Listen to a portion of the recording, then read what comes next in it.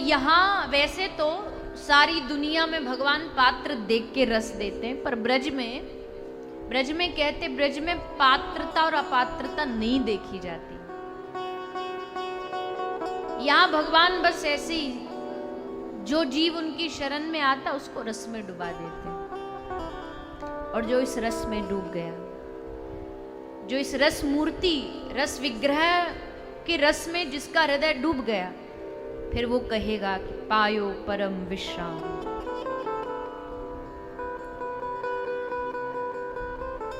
महापुरुषों की वाणी है कि संसार जब भी मिलेगा, जब भी मिलता है अधूरा ही मिलता है। कभी भी किसी को संसार पूरा नहीं मिला है। मतलब बचपन में अगर माता पिता सहयोगी हैं तो बड़े होकर के पति सहयोगी नहीं मिलेगा, पति सहयोगी मिल गया तो माता पिता सहयोगी नहीं मिलेंगे, भाई सहयोगी मिल गया तो रिश्तेदार सहयोगी नहीं मिलेंगे। यानी कहीं ना कहीं संसार में कोई ना कोई कमी रह ही जाती है। कभी भी किसी ने ये संसार को जिसने पाया उसने कभी भी संसार को तृप्त होके नहीं उठा। उसने कभी भी ये नहीं कहा कि अब कछु नाथ ना चाहिए, अब ये नहीं कहा कि अब कुछ नहीं चाहिए हमको। संसार जिसने पाया अधूरा पाके खत्म होता है, रोते रोते ही खत्म होता कि हमको तो ये रह गया, ये कमी रह गई, ऐसा रह गया, वैसा रह गया। पर ये जो भगवत रस है, ये जब जब जिसको मिला उसको पूरा ही मिला। तो अगर अधूरा अधूरा रहना चाहते हैं तो हम संसार में फिर डोलते रहो। हम हमेशा ना संसार से प्रेम की भीख मांगते हैं, रिश्तों में प्रेम की भीख मांगते रहते हैं। उससे मांगते हैं तू हमें थोड़ा प्रेम दे दे, तू हमें थोड़ा सम्मान दे। और ठाकुर जी के दरबार में एक बार तुम पहुंच गए, एक बार मन को उनके चरणों में छोड़ दिया। अच्छा सुन, मान लो आप किसी कमजोर आदमी की जमीन पर किसी ने कब्जा कर लिया, थोड़ा हल्का है, दबदबा उसका ज्यादा नहीं, डरता भी है, पर उसकी जमीन पर किसी बड़े व्यक्ति ने कब्जा कर लिया है। उसे कह रहे भैया हमारी जमीन वापस दे दे, दे नहीं रहा है, उस पर कब्जा किए बैठा है, उस पर हक जमाए बैठा है। तो उसकी जमीन वो वापस लेने के लिए उसको क्या करना चाहिए? क्या करेगा? वो किसी अपनी उस खाली जमीन को या खाली घर को किसी बड़े शक्तिशाली आदमी को उसको दे देना चाहिए कि भैया तुम इस जमीन को अब तुम संभालो। क्यों? क्योंकि उससे उसका काम बन जाएगा। काम क्या बनेगा कि अगर शक्तिशाली व्यक्ति को देगा तो शक्तिशाली व्यक्ति क्या करेगा? उस जमीन को उससे खाली करवा ले, छुड़वा लेगा। क्योंकि अब ये उसका भी बाप आया है, शक्ति में बल में उसका भी ये धुरंधर आया है। तो अब ये इसको जब दे दोगे, सौंप दोगे जमीन, तो क्या करेगा वो उससे जमीन खाली करवा लेगा। ठीक वैसे ही हमारे मन पर कब्जा है। किसका कब्जा है? काम का, क्रोध का, लोभ का, मोह का। अब इसको अगर खाली करवाना है तो किसी शक्तिशाली व्यक्ति को ये मन दे दो। और दुनिया में शक्तिशाली, इस दुनिया में सबसे बड़ा अगर कोई सर्वशक्तिशाली है तो कौन है? बोलो ना, जोर से कह दो। इस दुनिया में अगर कोई सर्वसमर्थ है, शक्तिशाली है तो हमारे ठाकुर जी हैं, हमारे श्री राधा रमन जी। तो अगर इस मन के कब्जे को थोड़ा सा खाली करवाना है ना, तो इसको ठाकुर जी को कह दो कि भगवान अब आप संभालो, इस पर आप कब्जा करो और इन सबको भगाओ यहाँ से। वो कब्जा करेंगे तभी खाली होगा, नहीं तो फिर ये सब डेरा जमाए बैठे रहेंगे, ये खाली नहीं करेंगे। या तो देखो, भगवान को मन देने का पहली शर्त तो यह है कि या तो मन एकदम खाली हो, और जो जमीन एकदम खाली होती है ना, जिस पर किसी का अधिकार नहीं होता, जिसकी किसी पर रजिस्ट्री नहीं होती, तो ये नियम है कि वो अपने आप वो खाली जमीन जो है वो सरकार के कोटे में पहुंच जाती है, जिस पर किसी का अधिकार नहीं उस पर सरकार का अधिकार। तो जब ये मन पर किसी का भी अधिकार नहीं होगा तो हमारी जो सरकार है स्वामिनी श्री राधा रानी ठाकुर जी, उनका ये मन हो जाएगा। पर ऐसा तो है नहीं, खाली तो मन है नहीं। है किसी का मन खाली यहाँ पे? हम तो बड़े वैरागी हैं, हम तो माया से परे हैं, हम तो पैसे से एकदम परे हैं। है कोई ऐसा यहाँ पे? बातें तो बुतेरी बना लेंगे, लेकिन मन से कोई खाली नहीं है यहाँ पर।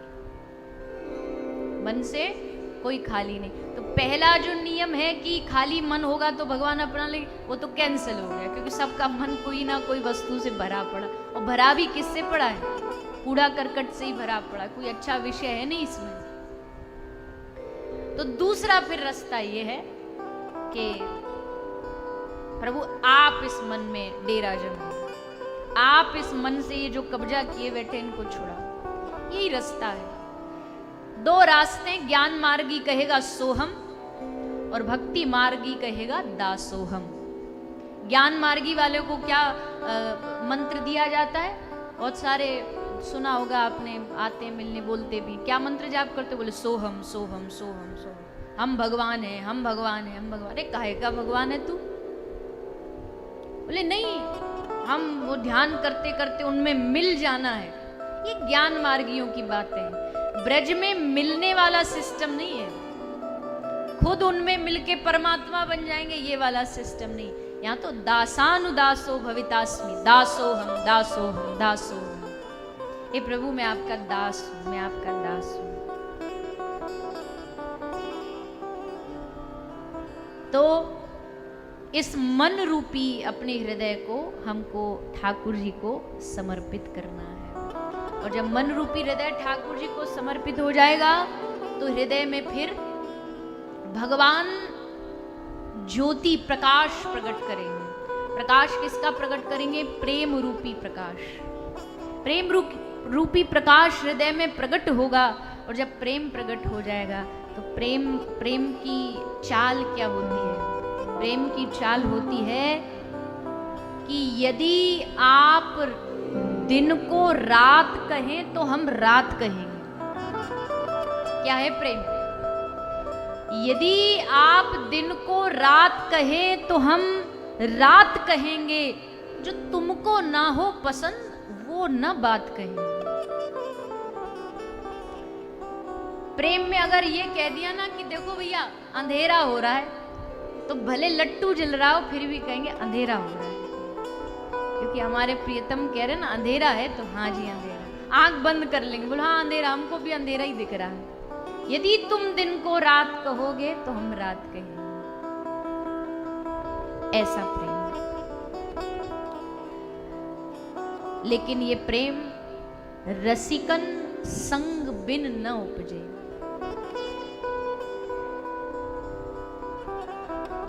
एक आजकल इलेक्ट्रॉनिक एक आता है। पहले तो ये फोन में चार्जर लगाते थे, पिन लगाते थे, पिन लगा के चार्ज होता है।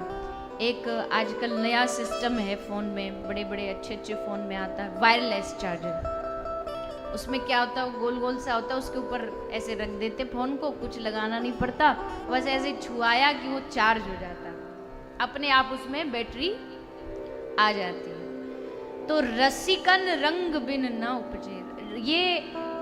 ये वायरलेस जो भक्ति का प्रेम मिलेगा ना, ये प्रेमियों के संग से मिलेगा। अब प्रेमी पहचानोगे कैसे? ये भी तो बड़ी बात है ना कि हम कैसे पहचाने। दिखने में तो ऐसे ही लगेंगे हम जैसे ही, 2 आंख होंगी उनकी, 2 कान होगी। अब 4 हाथ वाला तो कोई प्रेमी होगा नहीं, 2 हाथ वाले ही होंगे, 2 पांव वाले ही होंगे।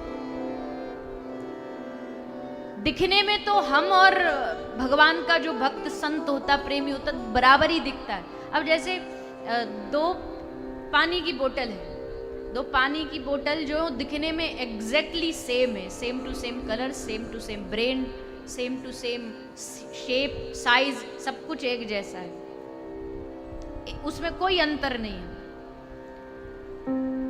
अंतर एक ही है अंतर क्या, एक भरी हुई बोतल और एक खाली बोतल, अंतर बस इतना से, बाकी सब सेम है, रंग रूप साइज सब बराबर है। तो हमारा और जो प्रेमी होते हैं उनका रंग रूप तौर तरीका दिखने में तो बराबर ही होगा, ऐसे ही वो दिखते होंगे, ऐसे ही हम दिखते हैं, पर हम हैं खाली और वो है प्रेम से भरे हुए। अब अगर खाली बोतल को भरना है तो क्या करना पड़ेगा, बोलिए। एक भरी बोतल है, एक खाली बोतल है। अब खाली बोतल को भरना है तो क्या करोगे, बोलो ना। तुमको पानी देना तो उसी बोतल में से लेकर के थोड़ा सा खाली बोतल में भी थोड़ा थोड़ा सा पानी जल भर देंगे, पर अपने आप को उस भरी बोतल में से भरने के लिए क्या करना पड़ेगा, उस भरी वाली के नीचे आना पड़ेगा। अब खाली वाली इतरा के बोले हम नहीं झुकेंगे, हम नहीं नीचे होंगे, तू नीचे झुक। भरी वाली बोतल के नीचे जब खाली बोतल आएगी और उसमें से जल डाला जाएगा तो वो भरा जो पात्र है वो खाली पात्र को भी भर देता है। वैसे हम हैं खाली पात्र, प्रेमी जन हैं भरे पात्र। तो क्या करना है, उन प्रेमी रसिक जनों के चरणों में नीचे आकर के बैठ जाइए और कहिए, हे प्रभु, हे संत महापुरुष, हे गुरुदेव, आप अपना जो प्रेम का जल है वो हम में थोड़ा थोड़ा प्रदान कर दीजिए, दे दीजिए। उसके लिए नीचे चरणों में बैठना पड़ेगा संत महापुरुषों के, वहां फिर अकड़ काम नहीं आएगी। संतों के चरणों में बैठने में ही आनंद है। चरणों में बैठोगे तो वो क्या करेंगे, वो भरा हुआ जो प्रेम का जल है उससे थोड़ा जल हमारे भीतर भी प्रदान कर देंगे। इसलिए प्रेमी जनों का संग पा करके, इस वृंदावन में रसिकों का संग पा करके प्रेम प्राप्ति का साधन किया जा सकता है। तो अब ये हो गई भूमिका। अब इस प्रेम का सबसे सर्वोच्च सर्वश्रेष्ठ जो रस है वो है ब्रज का रस। और ब्रज रस में से भी देखो बहुत सारे हैं, वात्सल्य रस है, सख्य रस है, पर इनमें सबसे ऊंचा जो श्रेष्ठ रस है वो है माधुर्य रस, वो है गोपी का रस, वो है रास का रस, वो है महारास का, वो है निकुंज का रस। तो उसी रस में आज श्री सुखदेव जी डुबकियां लगवा रहे हैं। पर इस रास रस में डूबने के लिए रस की जो अधिष्ठात्री देवी है, जो स्वामिनी है, उनके चरणों को सेवित, उनके चरणों का आश्रय लेना पड़ेगा, तभी वो जाकर के महारास में रस के उस बूंद को हम पर थोड़ा थोड़ा छिड़का देंगे, थोड़ा थोड़ा डाल देंगे।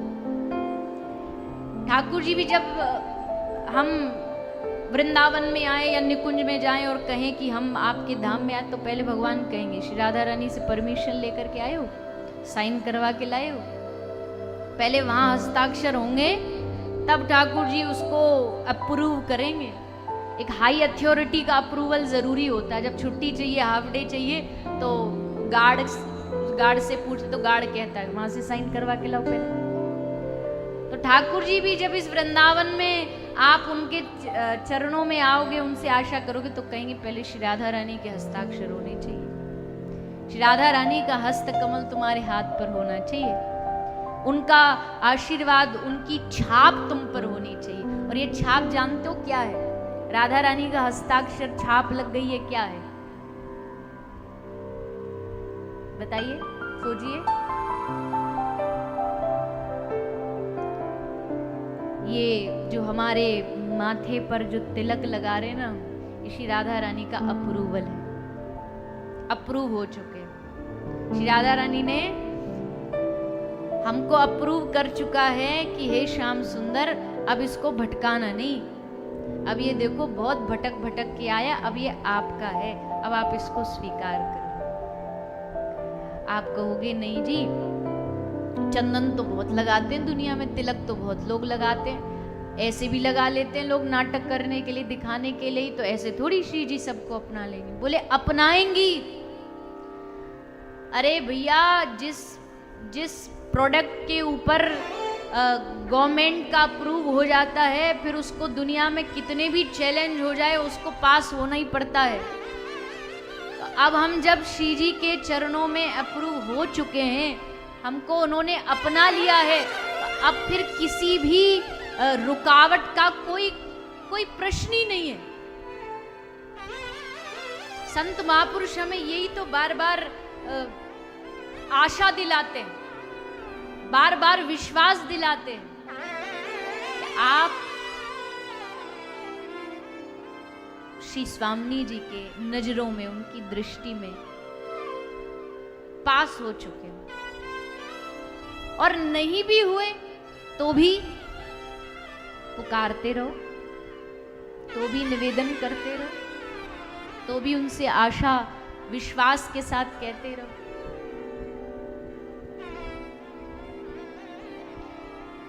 एक शब्द, बहुत सुंदर शब्द है, बहुत